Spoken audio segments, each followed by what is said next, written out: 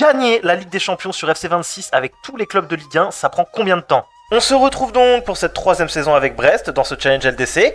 Après avoir obtenu une inattendue 4ème place la saison dernière, l'heure est venue d'essayer de passer les barrages afin de nous rapprocher de notre objectif. La première désillusion n'aura donc pas attendu puisque nous nous ferons reverser en Europa League par l'Olympiakos.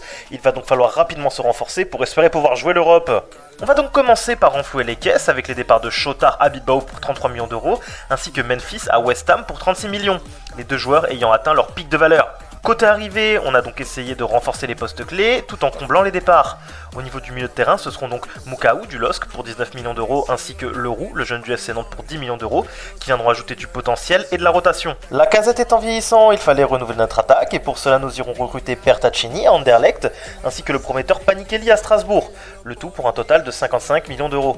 Et voici donc l'équipe avec laquelle nous aborderons cette saison, en espérant avoir un effectif suffisamment dense pour assumer une compétition supplémentaire. Et bien malheureusement, comme nous l'avions pressenti, nous n'avions pas un effectif assez dense pour jouer autant de matchs, puisque nous retournerons à la 11ème place, ce qui nous empêchera de jouer l'Europe la saison prochaine. Cependant, en Europa League, après avoir fini à une jolie 8ème place en play-off, on sera malheureusement sorti par la Lazio de Rome en quart de finale. Un beau parcours à souligner, mais malheureusement aucun titre à la fin non plus.